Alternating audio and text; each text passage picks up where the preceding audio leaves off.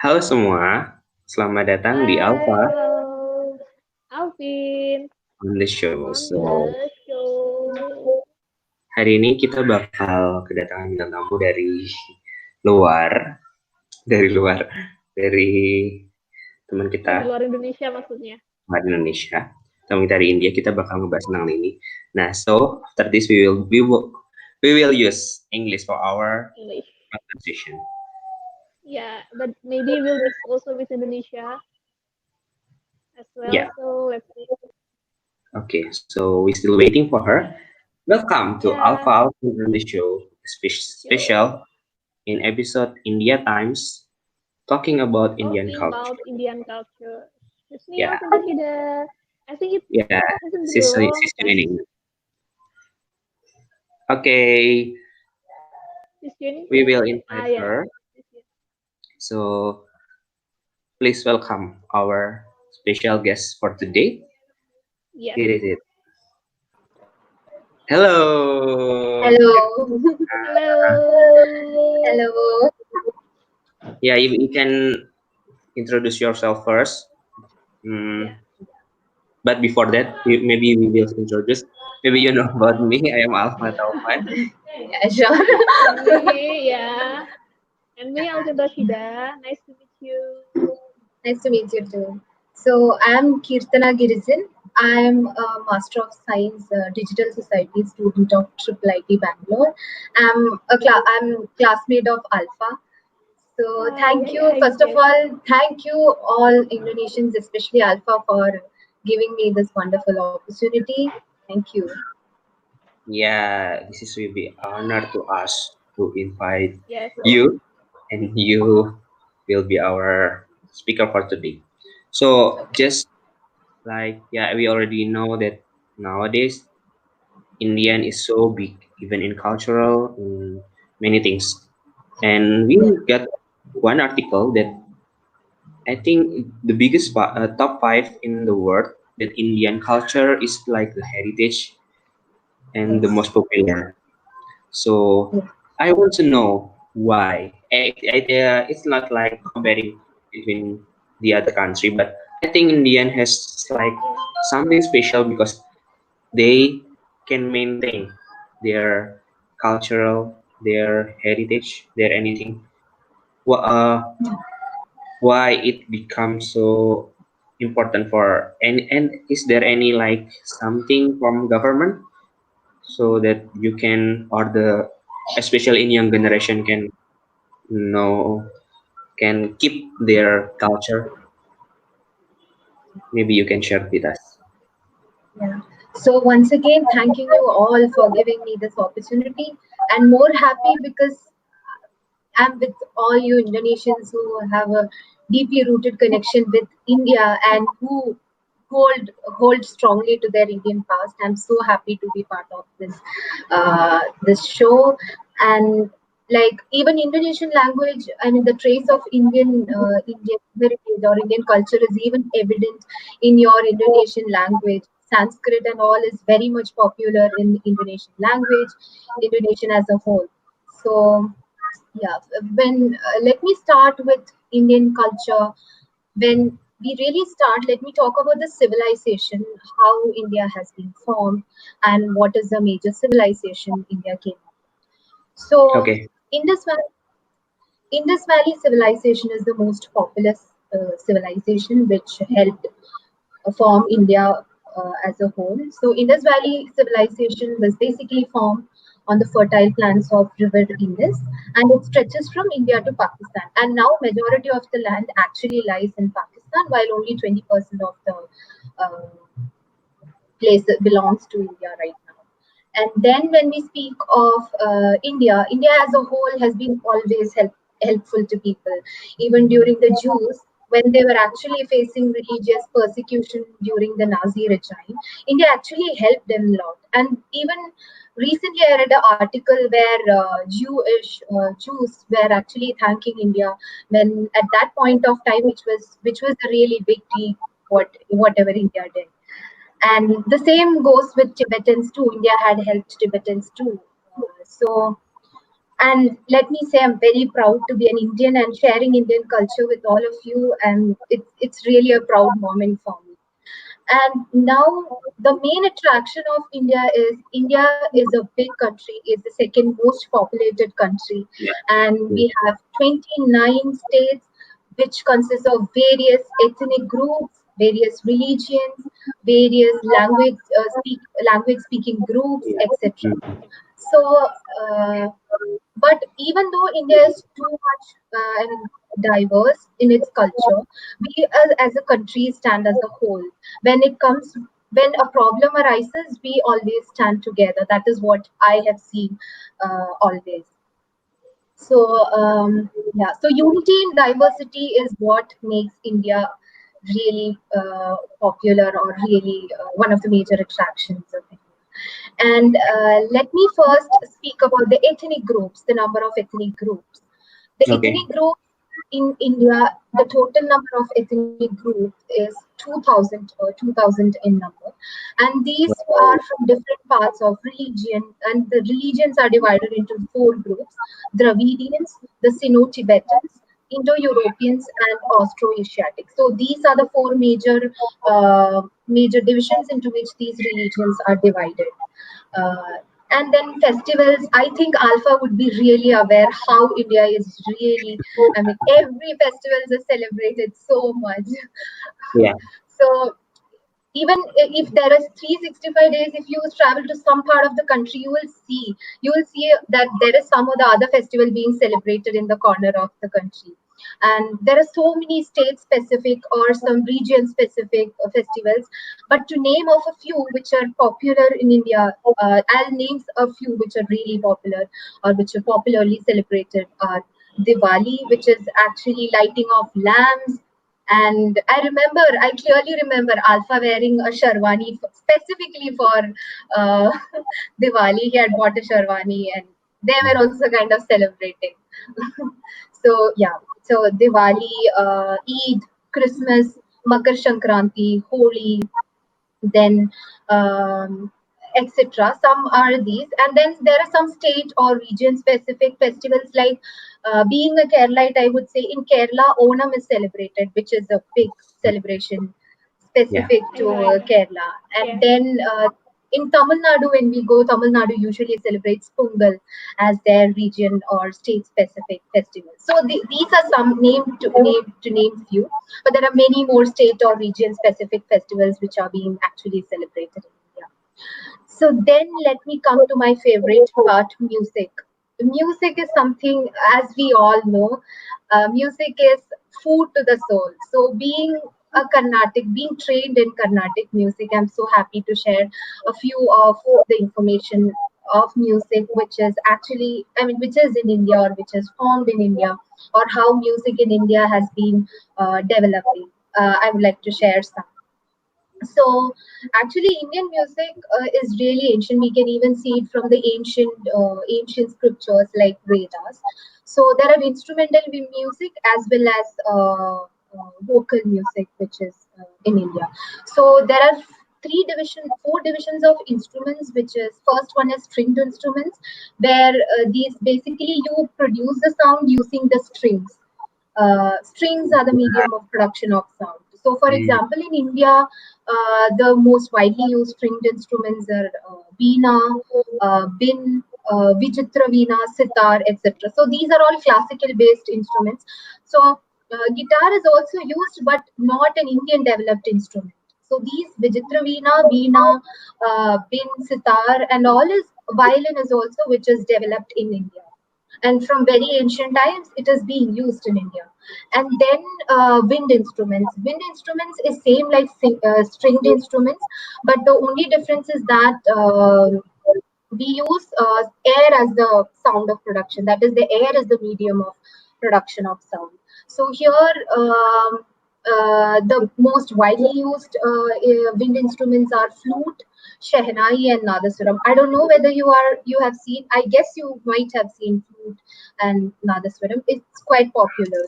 And then percussion instrument. Percussion instruments are instruments where you produce sound by either striking it or by Okay. playing it. beating with some props which is specific to the instrument.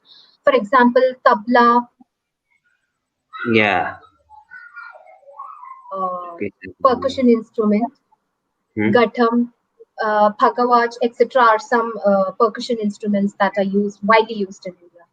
Then folk instruments are there, which is specifically used and developed by common people, common rural people who have developed these instruments. That they are popular among the region or states, Indian people mostly. So they are wind, percussion, and cymbal. And now these are the four divisions of instruments which are developed and used in India. Now comes the vocal music. Now, vocal music is mainly divided into two: Carnatic music and Hindustani music. So where I have usually seen that when it comes to the southern part of India, we are, and the teachers are also more trained, or they also practice and they also follow Carnatic music, while in northern part of India, it's more of Hindustani. But nowadays it has changed. There are teachers who are coming and settling in southern and northern parts, so it also changes. But mostly this is what is actually seen. And then the music session. After the music session, what is really exciting is the dance forms.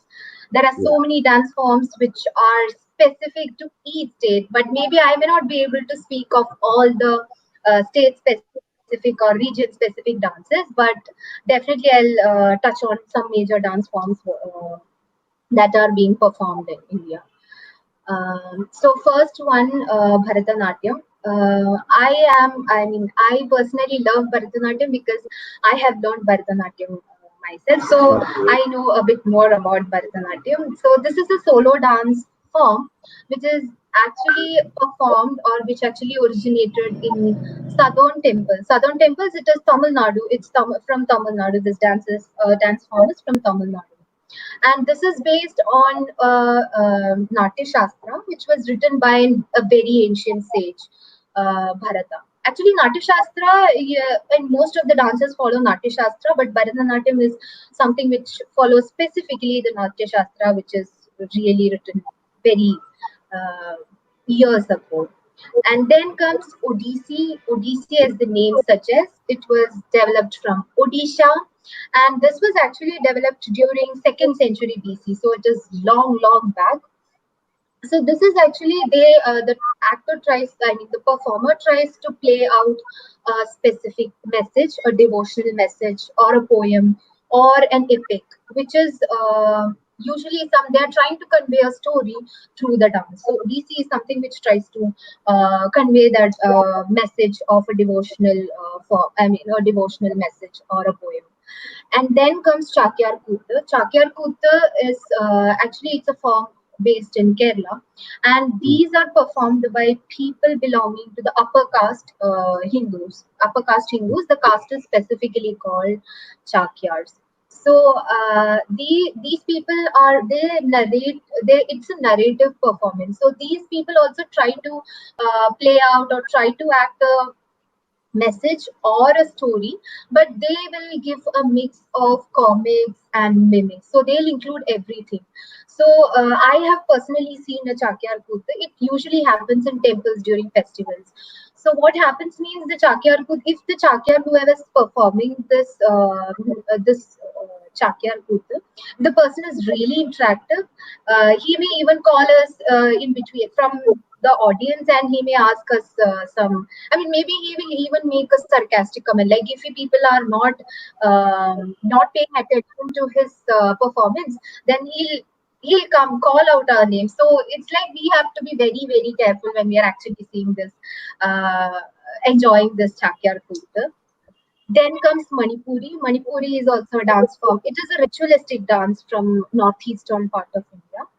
And Mm. Manipuri dance, basically all the dance forms have some facial expressions that you have to express or you have to convey.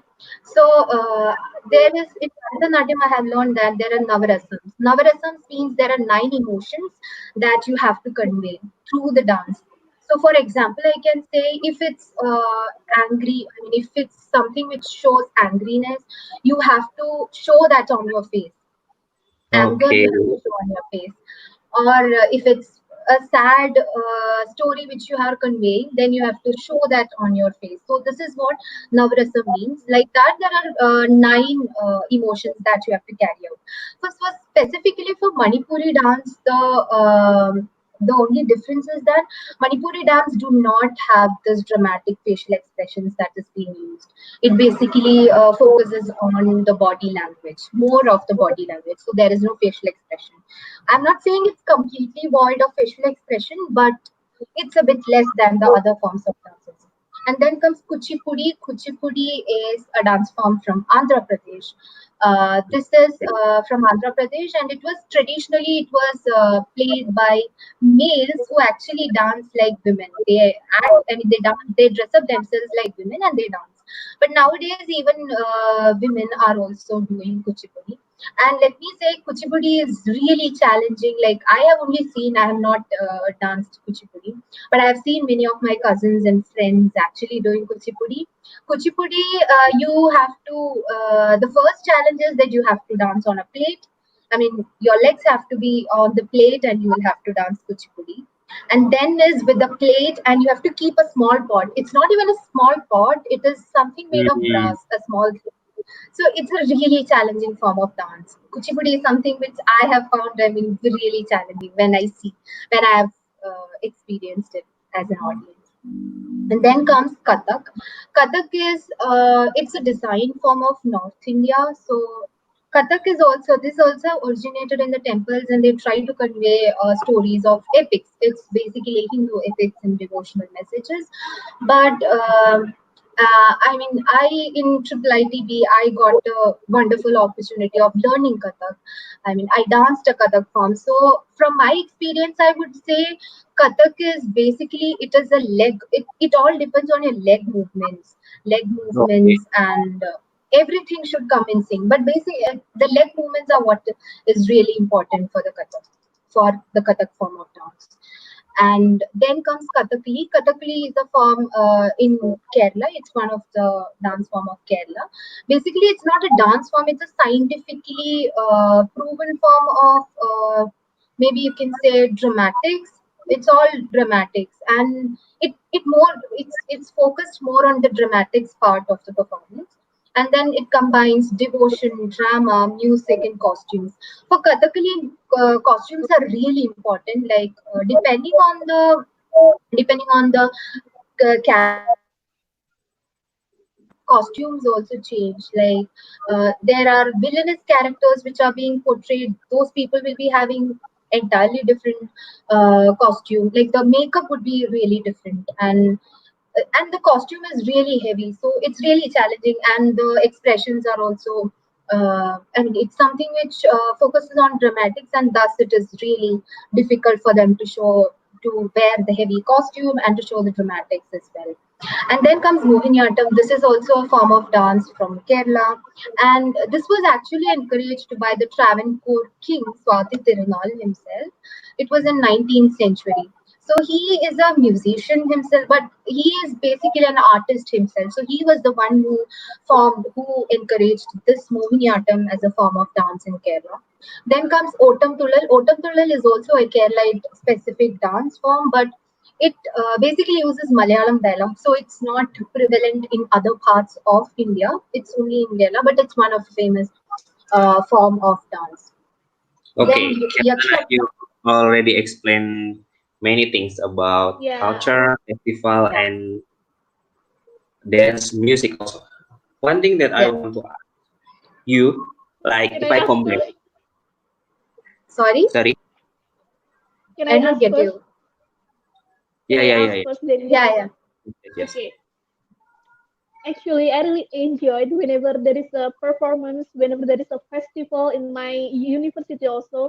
I really enjoyed Indian performance, dance, singing a song, and all. It's really, really interesting and it's really enjoyable. I think the performance of Indian people.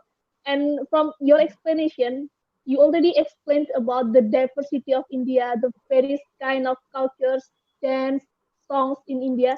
So I'm curious to know about what do you think about the diversity, because you mentioned about the diversity, right?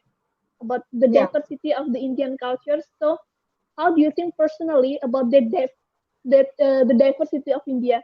Do you see the diversity as a strength, as a weaknesses, or as a threat for Indian people itself, or how?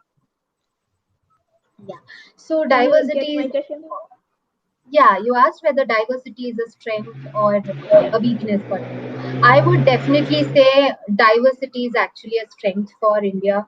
I mean, it's not for even for the art forms. For many other things, you can actually get to know many things. So if it's only for me, if I'm only in the southern part, if it's only Malayalis included, so it would be very difficult to learn other culture or other dance forms, for example, or other music forms. So actually, this is really a strength for India, and this is why I guess India is known for its unity in diversity. Okay. My question is, you already explained many things. Like you Yeah, can very easy to explain. Like it is my experience. Like we are young generation, we know that music from others, like from Europe, from US, is so big now. But I have an experience that Indian young, even young generation like you and other friends, they still keep they still proud to their culture and can sing very well. Like it's different with like me in my experience. Like some people like us, they more proud if they can sing from US, like another country. Why is it become Yeah, proud like young generation in like you? yeah. That's also my question actually, because I see here even most of people they still wear sari. Sari is the traditional clothes yeah, of yeah, India, right?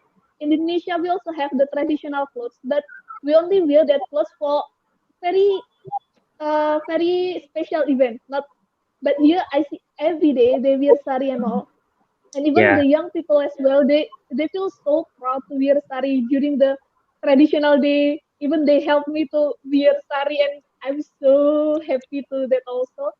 And that's my question also. How do you maintain this your culture feel amidst this globalization and all the modernization and all? How? organizational. So yeah. yeah. So for this, I guess it depends on people also. I mean, for in my experience, in my home or in my state or in between among my family, I mean, there were people who are more into their culture or into their specific region specific or their music like Carnatic or Hindustani. So I guess for the family background also matters and how they are teaching you. So I'm not saying everyone is the same here. There are people who are actually enjoying Western music as well. So it depends on people to people. And sari, to be frank, sari is really difficult to wear. So I guess for people like me, it is only during the special occasion that we wear those saris. It's not an everyday stuff that we wear a sari regularly. It's really difficult. Even my mom says it's really difficult. So everyone usually wears churidar so that it's easy to walk and easy to do things fast. So I guess it depends on people too. It's not that everyone is always bound to the traditions or bound to this culture. So it depends on people. That's what I Yes. meant. But is there Okay. any like government program to keep the culture or something that so young generation can still maintain their proud to Indian like this? Yeah, actually, there are school festivals happening. I mean, there are school festivals. Like in Kerala, let me say, I don't know in other states, I'm not sure. But in Kerala, there are youth festivals. So where you have ample number of opportunities. If you're a dancer, if you are interested into drama, or if you are a singer, everything is there for these festivals. So kids also get an atmosphere where they actually cultivate the young generation, these good qualities into them. So for example, for us when we were studying, it's only till the 12th that these happening. I mean the Kerala Youth Festival. There are other youth festivals happening, but the most famous is the one till the higher secondary. So you will have a competition in your school. You will have to compete with other kids, then you have Okay. to compete in the district, then it's the fourth or third stage, I guess, I don't exactly remember. The fourth stage is when the whole state is competing together, competing for one item. So I guess the government is also instilling so many, I mean they are also bringing up so many programs like this to cultivate the young generation or to make them understand the importance of all of this. And many of the schools, like for example my in my brother's school, they are having so many festivals happening, and all these festivals they keep compulsorily they have to wear traditional dresses, so that this is also a Okay. form. Yeah, so my brother personally is a person who is just not, I mean we say he is not in this world, but during, and he always I mean he's a careless person, that's what I'm trying to convey. So, but if the school is saying that you have to compulsorily wear a dhoti and a traditional dress, then he has no choice. So he will have to wear. So schools are also actually bringing up so many. I'm sure that other states will also have their own programs or their own types of programs bringing up this. Yeah, I agree Okay. with you, Kirtana, because here in Mangalore, actually I'm studying in Mangalore University now. So we have also that kind of festival, Sambrama. We also have Talent Day. It's a 3 days program, and it's something that we are waiting for this whole Yeah, semester. So the in the first semester we're waiting for that uh, Talents Day, and in the second semester we'll wait for the Sambrama singing show. And during that time, for me personally, I will wake up earlier, go to the university earlier, and then try to sit in the front so that I can enjoy every performance there because it's so interesting. Yeah, I can see many kind of dance, Indian dances, performance, sing songs, and so I think actually, school to be also. frank, yeah, to be Yeah, frank, sari and all, let me say, I don't know how to wear a sari. And I remember yeah, that okay. during Onam festival, it was some other people who had actually helped us wearing sari. So that is also Yeah, there. yeah, yeah, And yeah. yeah, Yeah, I see. Because in my college also during the Onam festival, some of them they wear the white sari, right? The white one. Yeah. Because some yeah, of them they came from Kerala also. So yeah, during that day we try to wear something white so that we can match with the Onam festival, even though we are not wearing sari, but at least something white so we can yeah, feel the vibes of Onam like that. yeah, yeah, sure.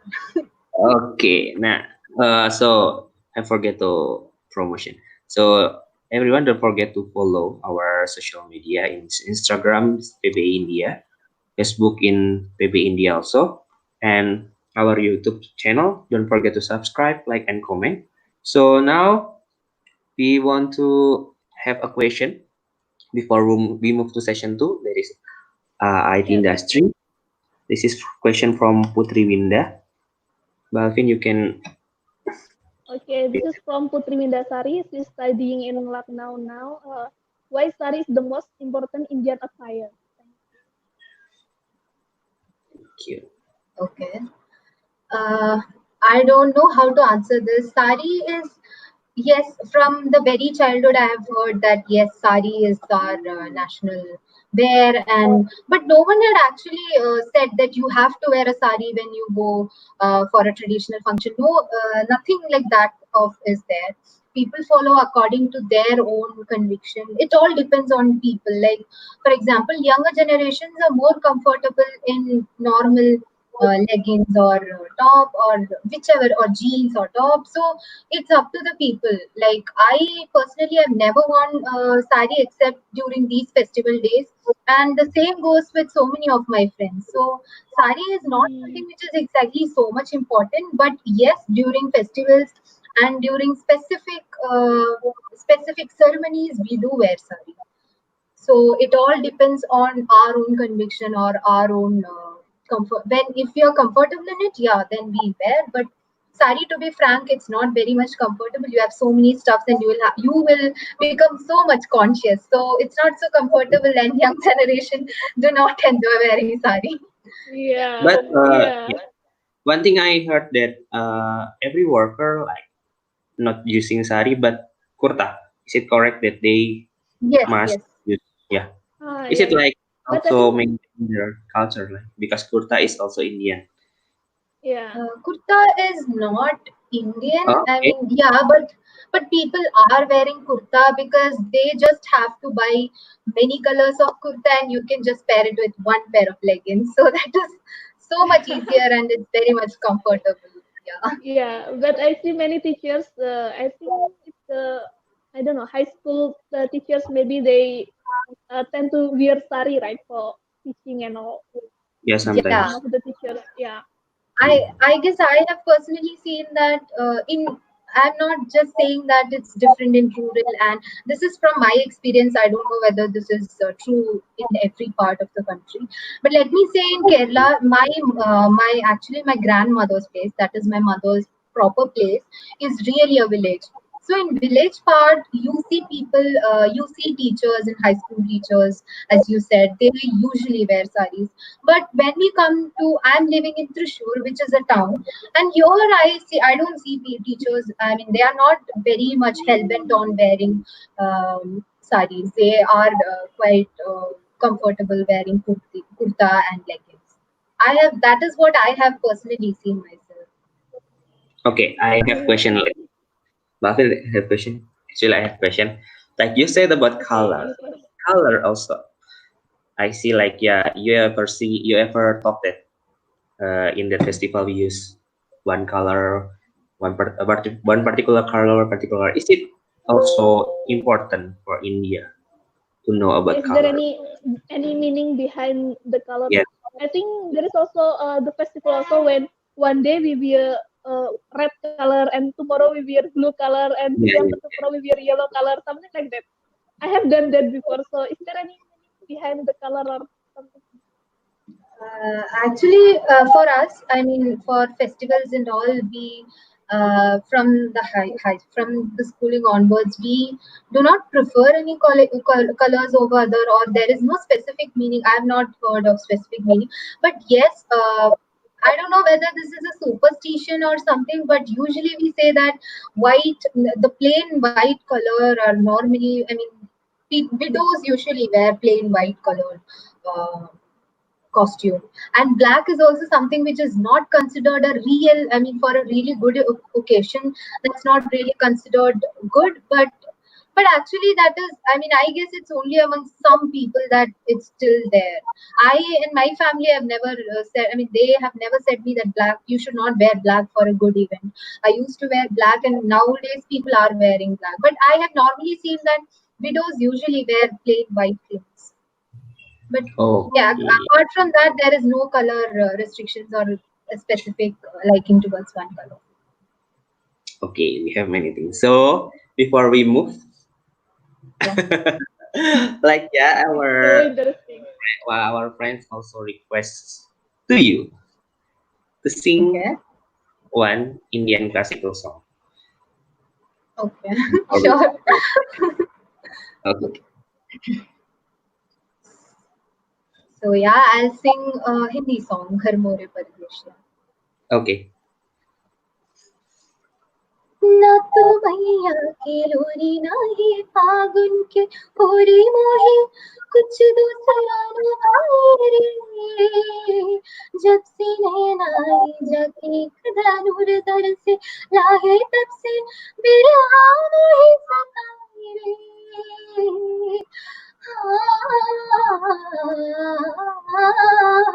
ना तो मैया की लोरी ना ही फागुन के होरी मोही कुछ दूसरा न पाए रे जब से नैन आई जाके एक धनुर दर से लाए तब से बिरहा में सताए रे दुविधा मेरे सब जग जाने दुविधा मेरे सब जग जाने जाने न निर्मोहिया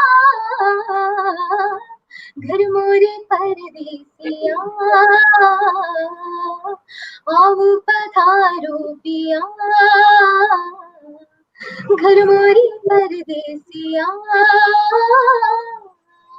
आओ पधारो पिया. Thank you. Whenever I heard Indian songs, so amazing. I don't know Yeah, how they can sing so yeah. nice, so well, so beautiful. The maybe the instrumental act like yes, the melody is Yeah, so. Yeah, before we such a move, can beautiful we song. know what's the meaning of the song? Sorry, What's the meaning of the of sing that you sing?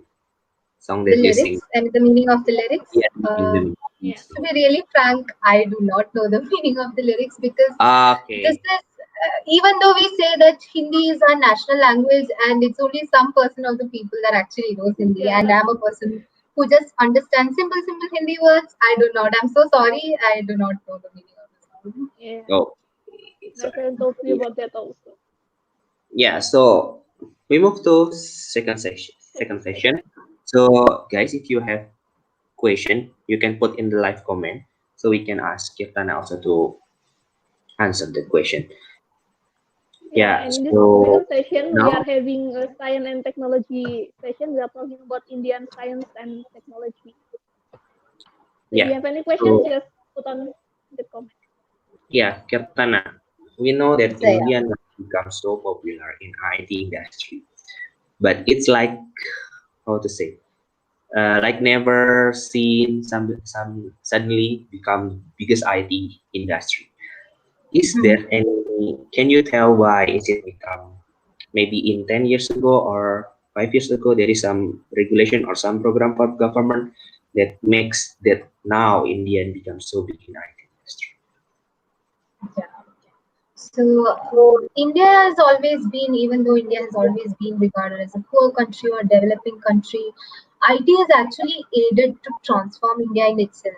And especially the Indian education, it has really helped in Indian education to actually develop or to very much, I mean, to a big extent.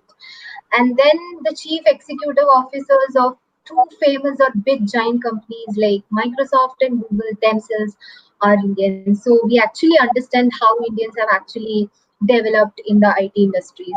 And institutes like triple ITs, International Information Technologies, have these institutes have actually been developed to improve the IT education in themselves. So apart from other institutes, triple ITs have been specifically established to help IT, it help to improve IT education in itself. And Bangalore, as we know, it's known as the Silicon Valley of India, and where number of IT companies, top IT companies have their companies in Bangalore. And yes, governments have also actually they have stepped in forward to bring in so many regulations or so many policies in order to actually help, or in order to actually bring in IT and technology into uh, developing into the country. Okay, so can I know where's the exactly time India start to build the IT industry? Maybe you know Maybe about the it. past 10 years, 10 years is seen like actually it has exponentially grown. The IT industry has exponentially grown, and in each and every wherever you go, there are IT enabled technologies that is happening. And now, and the situation has been like now IT has been really important, and IT is the one we all are relying upon. So I guess it's the past 10 years that has actually has seen an exponential increase in the number of IT enabled technologies or technology as a whole. Okay, Okay. Alfin, any question from you? Yeah, I heard from Alpha that you're also major as a computer science, right? In your UG. Mm, yeah, Oh, your UG, and right? So yeah. I think do you witness, I mean, the development of India since your UG time and now your PG, the development of India as the emerging science and technology nation. How do you think? So I have done UG in Kerala itself in Christ College in Manipur. So there, yes, I have been. I mean, I have been extensively in use with computer science, and I've learned programming. But in a college like Triple IT, which is specifically for IT education or which is specifically related to technical education, there is actually a much difference in an institution like Triple IT, where we have actually many opportunities where we can learn technology and more. I mean, it's like an in-depth knowledge we'll be able to get in such an institute. So I guess there is a much difference from UG to now, like to PG. I mean, when I'm studying in a PG college like Triple IT, I guess it's the differences in the specific institute where they are actually helping students in gathering knowledge in technology and IT as specific. Okay, Okay. I'm curious about something also. I think one of the things that people know about India, India is known as the CEO nation because Yeah. some of the CEO of the big company, especially in technology, is led by Indian people. Do you think that CEO nation become one of the reason India become one nation that it is considered as a technological nation? I mean, Yeah. a nation which developed the technology in the good way.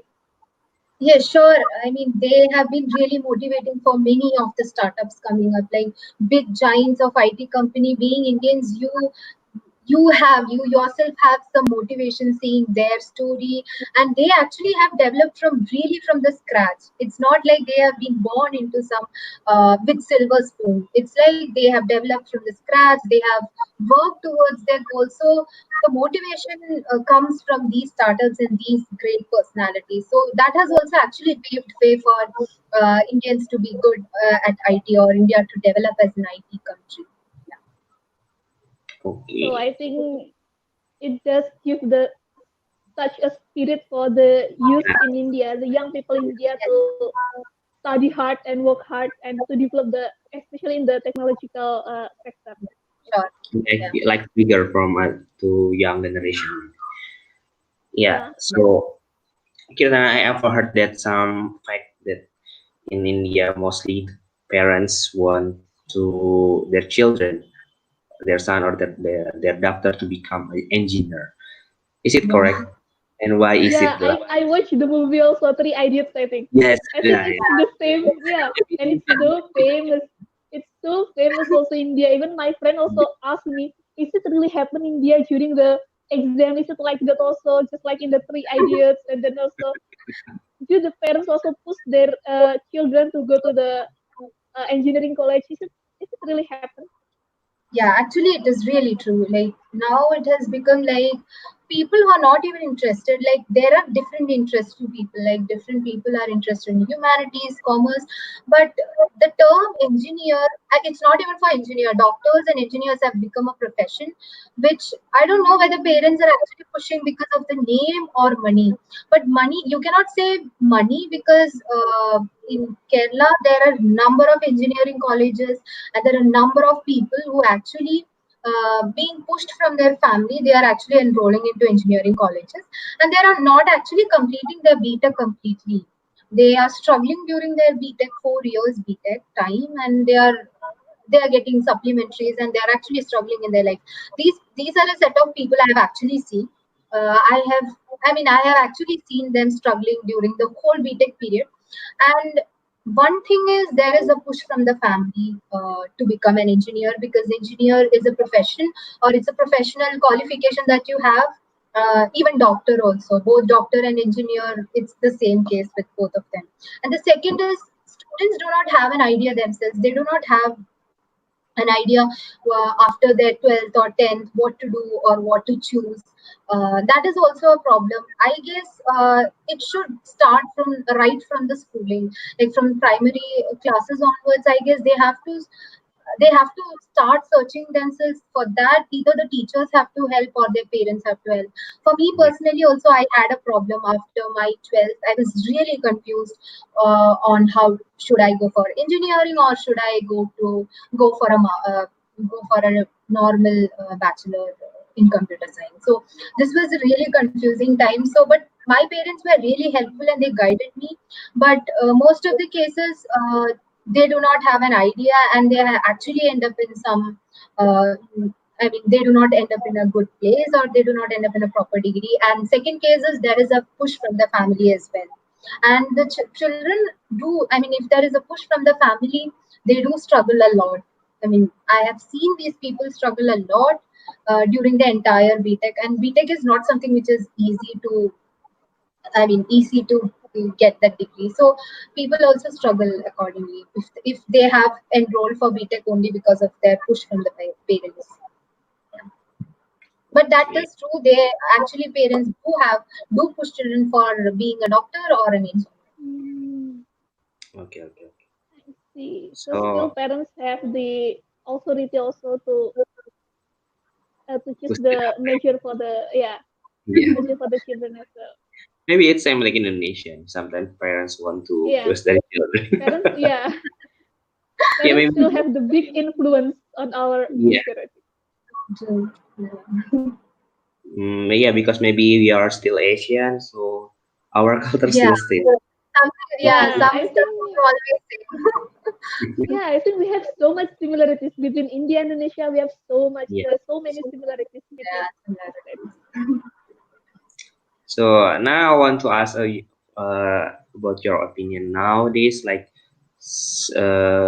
mostly startup is like bigger in India, and now yeah, like you know that engineer is taken from India also. Like in Malaysia, in Indonesia, also engineer is come from India. What's your opinion about it?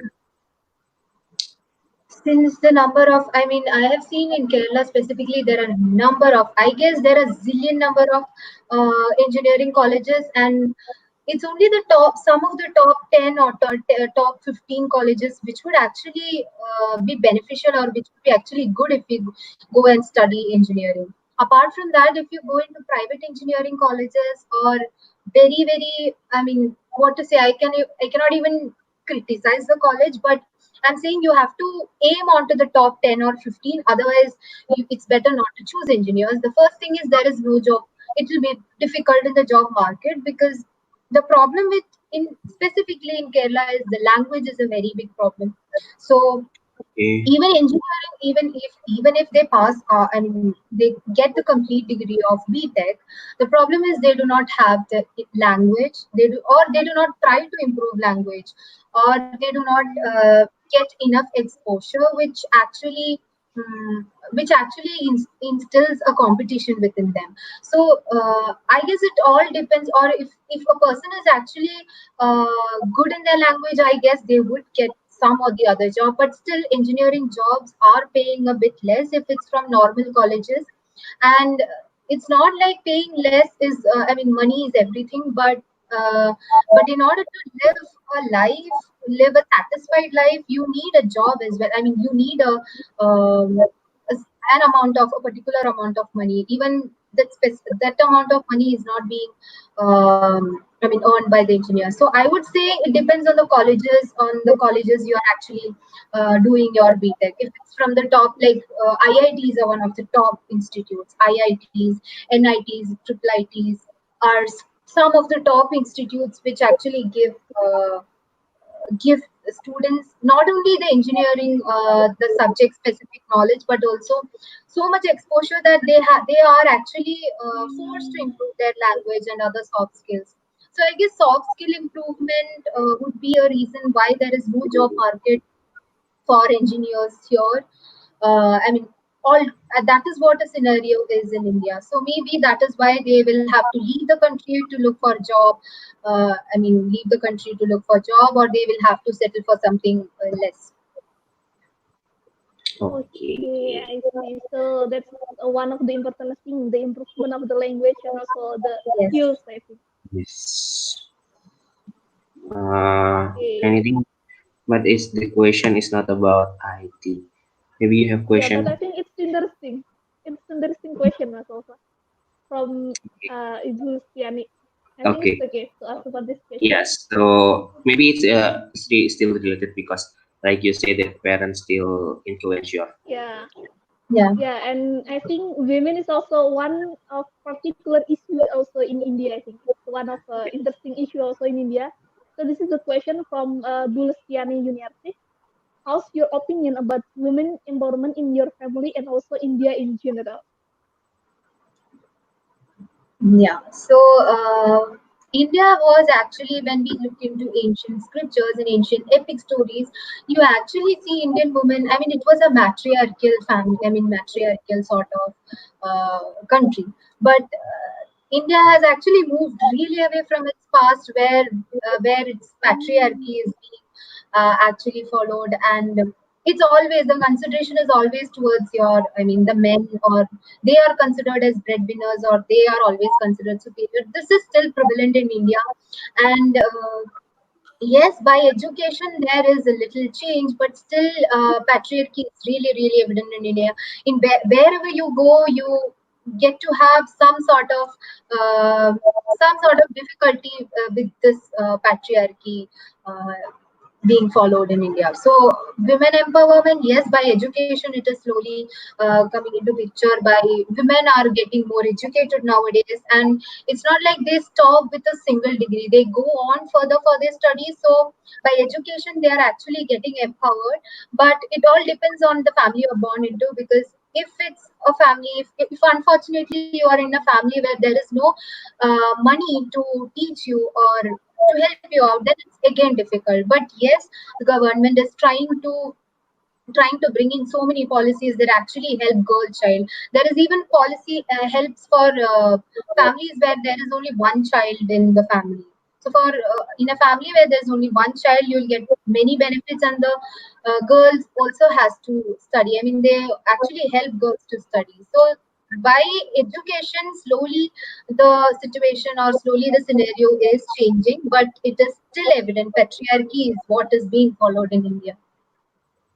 yeah, but I think some places in Kerala they follow matriarchy, right? In Kerala, I think, No, actually, isn't in it? Kerala, it's not matriarchy. It's still patriarchy in Kerala. Ah, Okay. oh, The I see. breadwinner is considered, but it depends on the house. I mean, if a person is considering, I mean, if only the lady is earning, then they would be obviously considered or respected as Yeah, the yeah. breadwinner of the family. But still, it's a patriarchal family that is being followed in Kerala.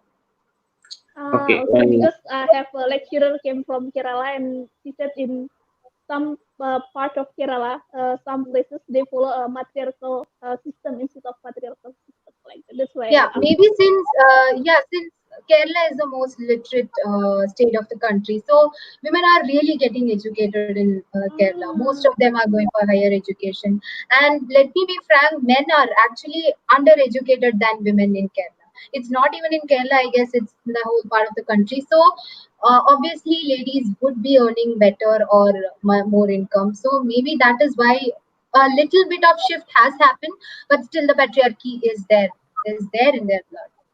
yeah, I Mhm. see. Okay. One thing I want to know, like you said that it's correlated related with the woman empowerment. In Indonesia, mostly engineer is men. Next. Is it Okay. only No, what no. is it? In India, like same thing, or yeah, we are same in the gender, or No, especially in it's India. yeah, engineers every both men and women actually both of them go into engineering. It's not specific branch for men. Both of them actually go for engineering. Mm, Okay, so But then maybe go. there are some Hmm? streams, some specific streams for engineering. Also, there are some specific streams which Hmm? girls choose more. Like for mechanical engineering is a stream, for Yeah. example, which many women do not consider, because it has uh, so many mm, stuff to do with machines, and also most of the time women are lesser in number for mechanical. I'm not saying they do not go, but they are less in number for mechanical engineering. But at the same time, if you go into a computer science engineering batch, you may see maybe the ratio of women would be higher than men, or it would be equal. So yeah, that's it. So it yeah, I depends think on it's stream. also quite similar.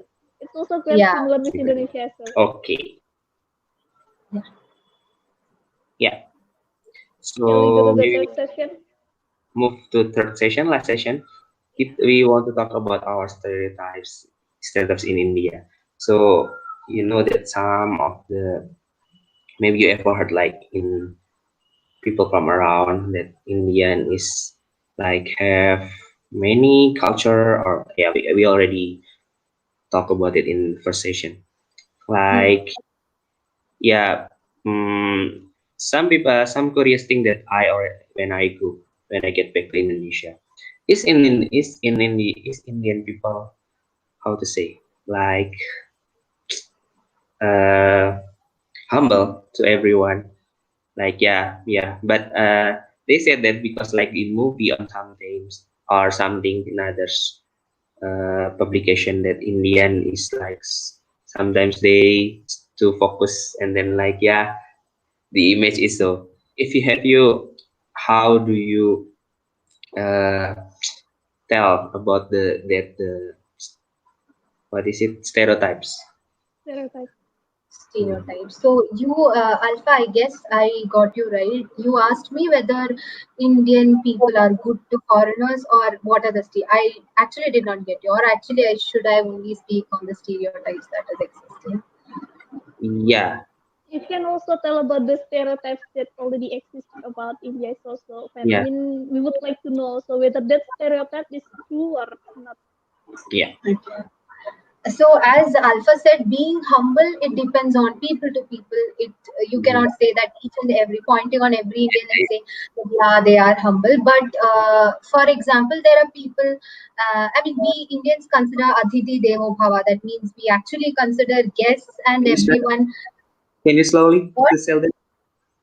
Atithi Devo Bhava. So that means Okay. all the guests are considered like gods, and so we actually do. I mean, when I say like, I mean, when foreigners or people like you come to India, where if I say, actually, Indians have this culture. So I guess most of the Indians will consider people like their guests as their god, and they would behave in such a way, humble and in good manner way. But at the same time, or on the flip side of the coin, you can see people even, I mean, they behave to you very well, and at the same time they can even cheat on you, like for example by money. I'm saying by money, by they can be fraud in by I mean with the money by stuff. So you'll have to be careful. I mean, you have to understand the person more. So it depends on people to people. And let me say, I don't know whether this is a stereotype. It's actually a problem that India is facing. The ever increasing population, being the second most populated country, India is actually facing difficulty because of the increasing population. But slowly the government is actually trying to tackle the situation. And then comes, even though these population, there is a huge number of population, not everyone is literate. So illiteracy is more in India.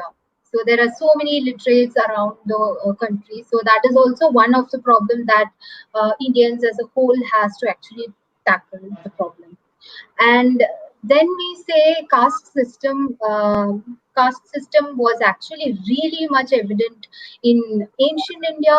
And we say that 20th century does not seem, I mean, does not have widely practiced caste system. But yes, there is caste system which is still prevalent in some parts of India, especially rural parts. I can focus because rural parts of India I've seen still there is basically problems with caste systems and stuff.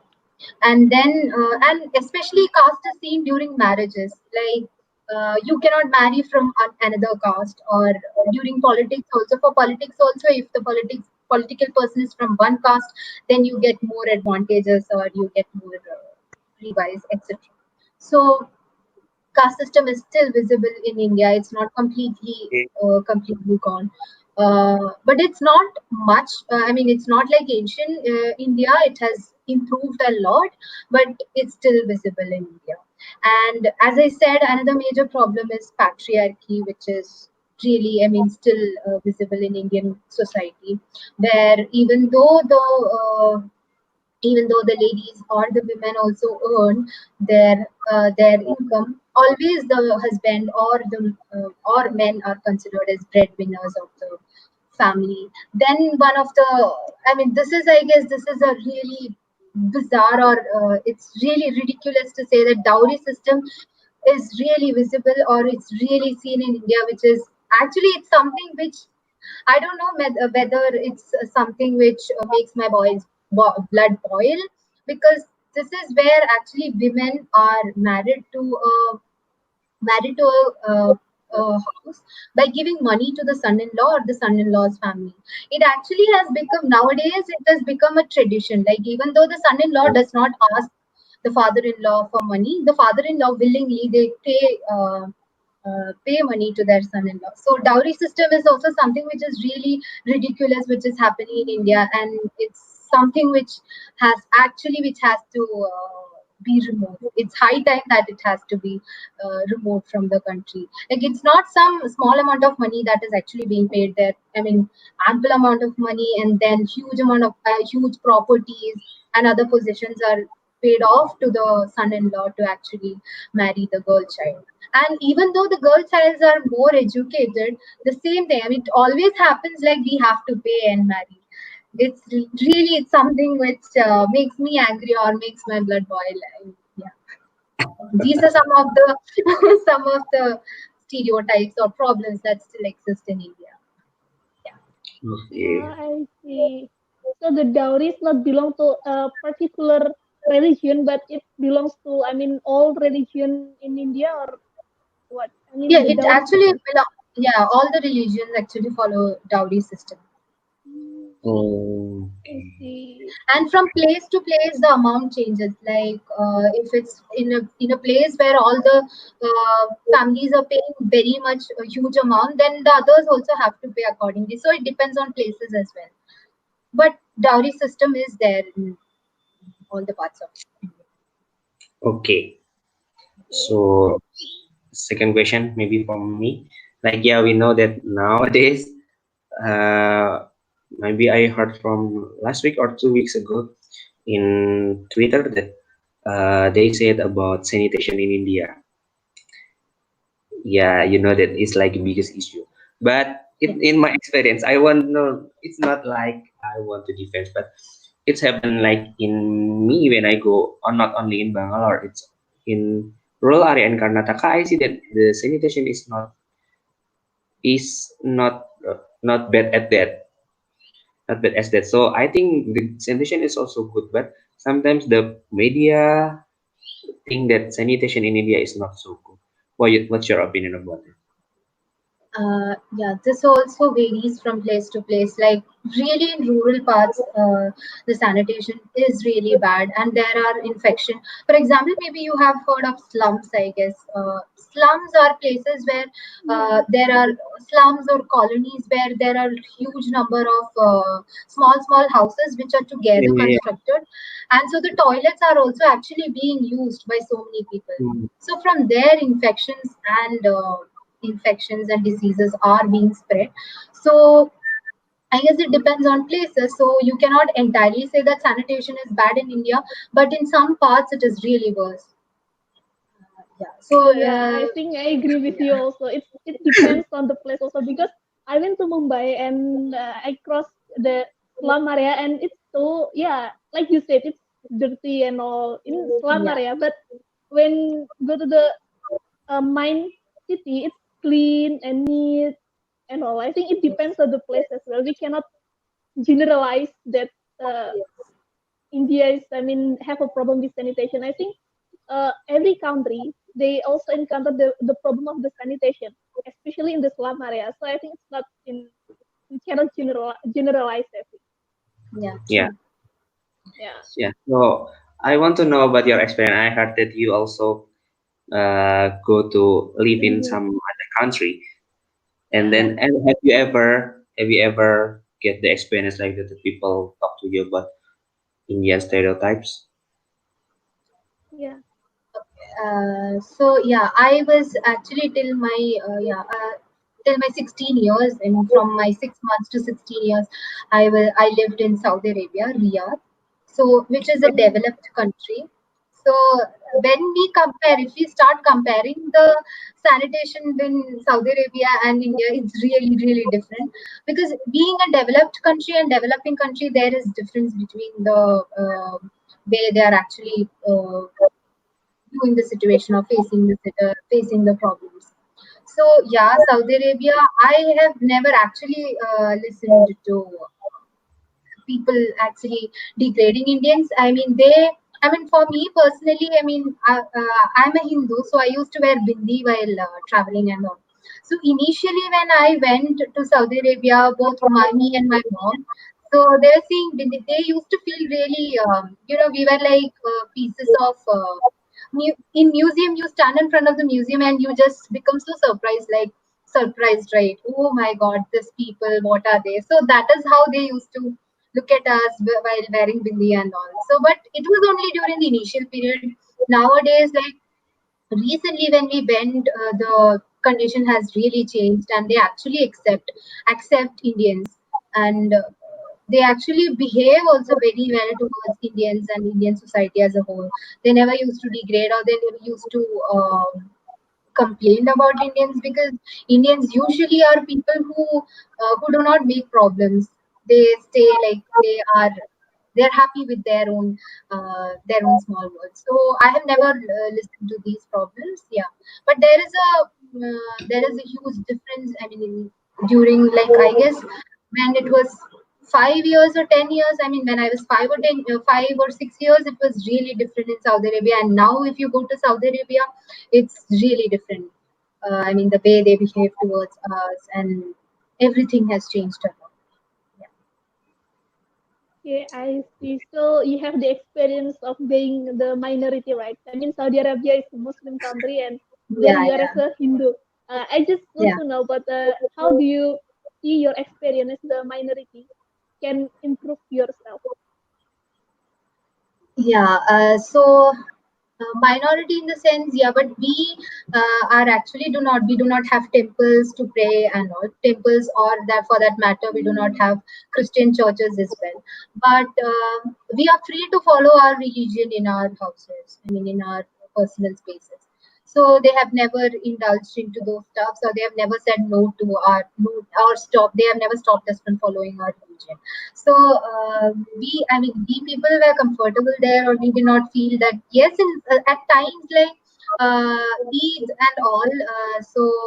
During Eid we have suffered a bit, because during Eid they close the shops. When you people fast, those times they shut the shops and all.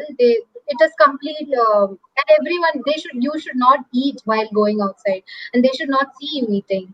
So those times, I mean, I guess that is different from being here and in Saudi Arabia, which was really different. But that is something which we actually respected their culture or respected their tradition. So we happily used to do those. We never used to. We do not. We just do not eat in front of them, or uh, we used to follow their rules and regulations. So it was not so difficult. In fact, I would say, as women, I would say we people were. I mean, we felt more safe there in Saudi Arabia than in India, I would say. Uh, I see. okay, maybe any other question, but I just want to know. I mean, Indian people, I think most of people know that. I think I don't know whether everyone know about this, but I think Indian people love to read so much.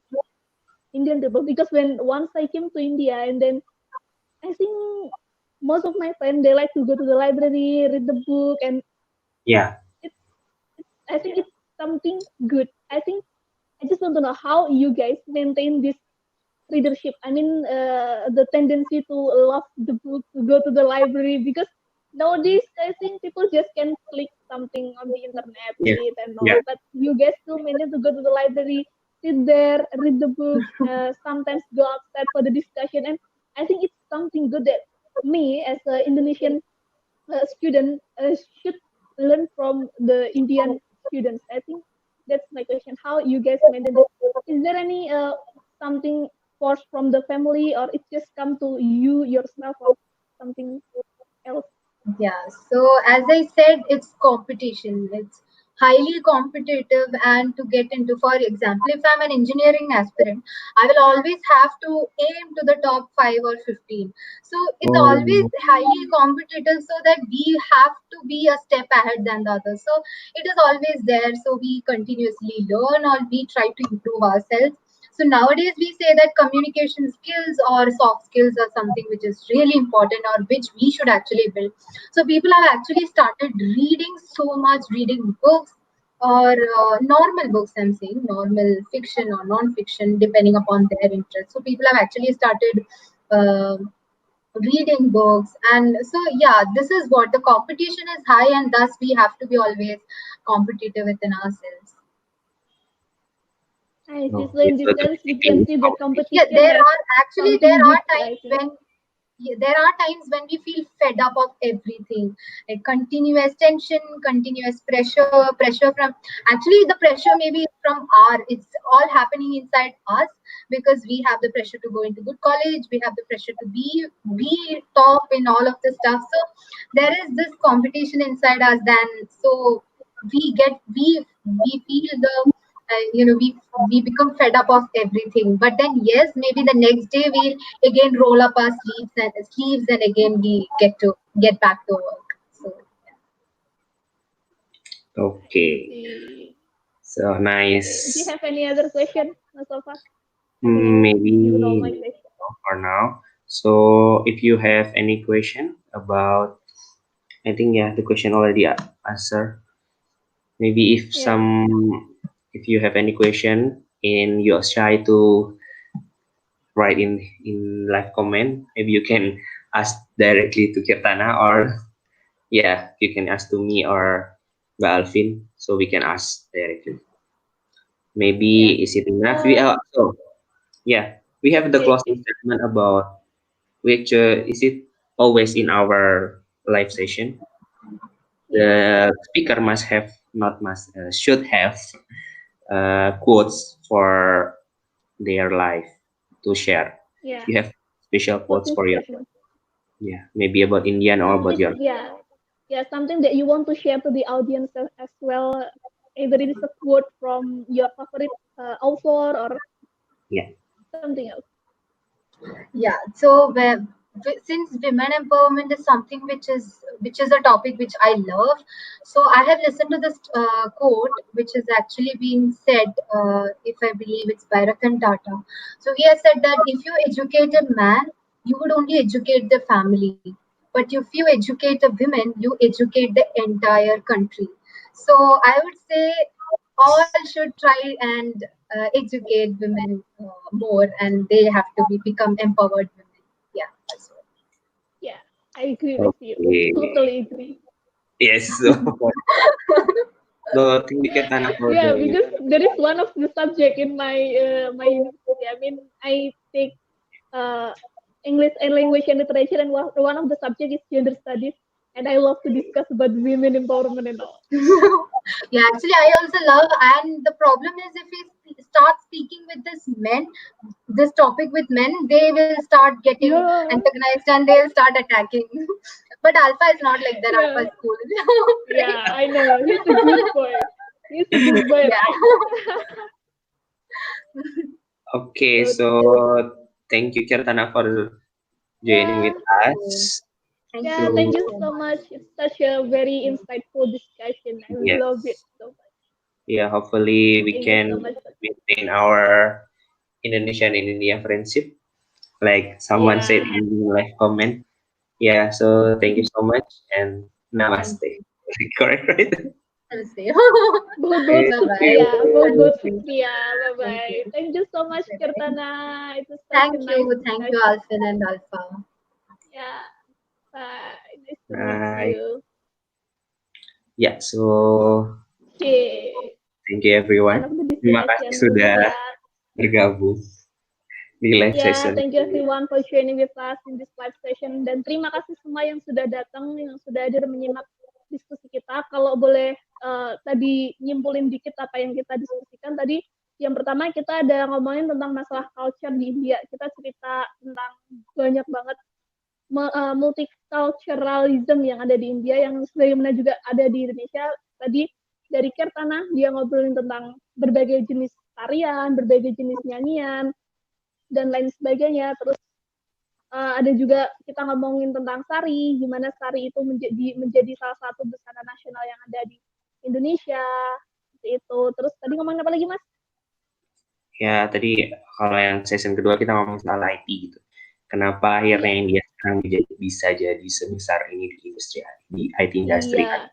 Karena ternyata 10 tahun belakang sudah mulai dibangun dan tiba-tiba nongol di India sebagai salah satu IT. Kita tadi juga diskus ya, termasuk tadi kita juga ngomongin masalah India sebagai CEO nation, di mana banyak banget CEO dari startup yang mendunia itu datangnya dari India, dan ternyata itu menjadi salah satu motivasi bagi generasi muda di India buat terus belajar dan mengejar mimpi mereka untuk bisa menjadi benar-benar science and technological nation.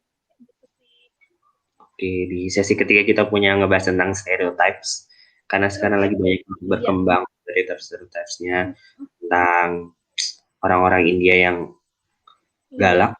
Nggak semuanya kok, nggak semua orang Indonesia juga ada. Iya, Indonesia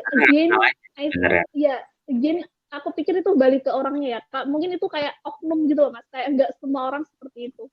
Ya, jadi kayak tadi yang diomongin sama Keerthana juga, yang katanya India itu ada masalah sanitasi, kotor, dan lain sebagainya. Itu juga nggak semua tempat seperti itu kok. Itu ada tempat-tempat tertentu aja yang emang kayak gitu, kayak emang slum area ya. Slum area, atau sendiri slum area kayak gimana ya, emang kayak gitu. Jadi buat kalian ya, kalau mau berkunjung ke India, jangan datang ke slum areanya, tapi datang ke tempat wisatanya, itu pasti berpikir dan menyenangkan.